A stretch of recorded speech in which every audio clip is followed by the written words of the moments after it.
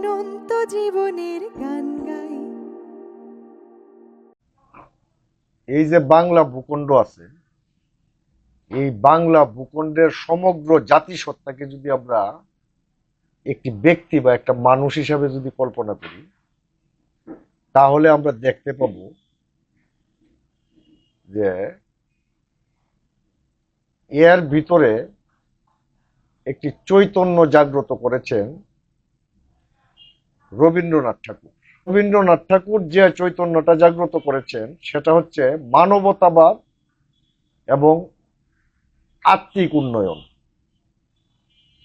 এখন একটা ব্যক্তির মধ্যে শুধু মানবতাবাদ থাকলো আর আত্মিক উন্নয়ন থাকলো, তাহলে এই ব্যক্তিটা সম্পূর্ণ হইল না, সেই ব্যক্তিটা হয়ে যায় অসম্পূর্ণ। কারণ এই ব্যক্তির দোষে গুণে মিলিয়ে ব্যক্তি তার আরো অনেক বিষয় আসে তার থাকতে হবে। সেই জায়গাটার মধ্যে গিয়ে ওই যে মানবতাবাদ এবং আত্মিক যে উন্নয়ন, সেই উন্নয়নের মধ্যে গিয়ে কাজী নজরুল ইসলাম যুক্ত করেছেন দ্রোহের চেতনা, সাম্যবাদ এবং ধর্মীয় সাম্য প্রতিষ্ঠা। এই যে রবীন্দ্রনাথের যে দুইটা বিষয় আর কাজী নজরুল ইসলামের যে তিনটা বিষয়, এটা একত্রিত হইয়া আমাদের এই বাংলা ভূখণ্ডের যে জাতিসত্তা, এটার অবয়বটা তৈরি হয়েছে। সুতরাং আমরা কখনোই এই জাতিসত্তা থেকে রবীন্দ্রনাথকে খণ্ডিত করলেও এই জাতিসত্তা খণ্ডিত হয়ে যাবে। কাজী নজরুল ইসলামকেও যদি আমরা খণ্ডিত করে আলাদা করে ফেলি রবীন্দ্রনাথ থেকে, তাহলেও এই জাতিসত্তা খণ্ডিত হয়ে যাবে। এই জন্যই আমরা বলতে চাই যে রবীন্দ্র নজরুল হচ্ছে একটা টেক্সট। কাজী নজরুল ইসলাম জন্মগ্রহণ করেছিলেন 1899 সালে এবং তিনি মৃত্যুবরণ করেছেন 1976 সালে।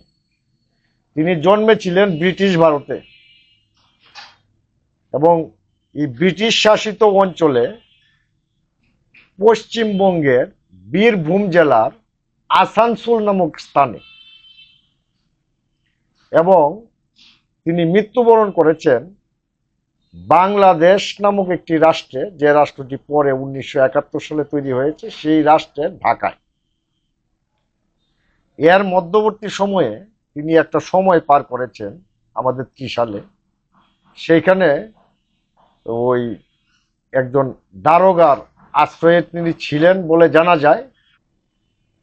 ত্রিশালে যে কাজী নজরুল ইসলাম থাকতেন, এই স্মৃতির প্রতি শ্রদ্ধা জানিয়ে বাংলাদেশে একটি বিশ্ববিদ্যালয় প্রতিষ্ঠিত হয়েছে। সেটি ত্রিশালেই অবস্থিত। তার নাম হচ্ছে কাজী নজরুল ইসলাম বিশ্ববিদ্যালয়। যাই হোক, আমাদের যে জনগণের সংস্কৃতি, এই সংস্কৃতির যে সাংস্কৃতিক উপাদান, এইগুলি খুঁজতে গেলে আমাদের কাজী নজরুল ইসলামের কাছে যাইতে হয়। তিনি জন্মগ্রহণ করেছিলেন মে মাসের 24 তারিখ, অর্থাৎ এখন মে মাস।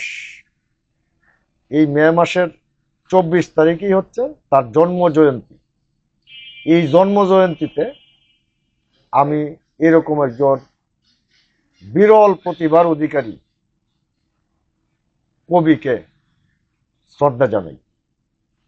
যদিও কাজী নজরুল ইসলাম শুধুমাত্র কবি ছিলেন না, তিনি বহুমাত্রিক গুণের অধিকারী ছিলেন।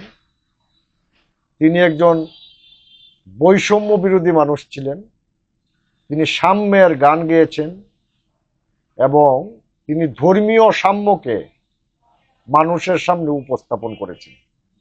সেই সাথে তিনি একই সাথে তিনি একজন সাম্রাজ্যবাদ বিরোধী লোক। তিনি সাম্রাজ্যবাদের বিরুদ্ধে তিনি রয়েছেন, তিনি রাজনীতি করেছেন, তিনি কবিতা লিখেছেন, তিনি নাটক লিখেছেন, তিনি উপন্যাস লিখেছেন, এমনকি তিনি সঙ্গীত জগতেও বিচরণ করেছেন। এবং তার যে রচিত সঙ্গীতগুলি, তিনি যেগুলি সুরারোপ করেছেন, এগুলিকে বলা হয় নজরুল সঙ্গীত।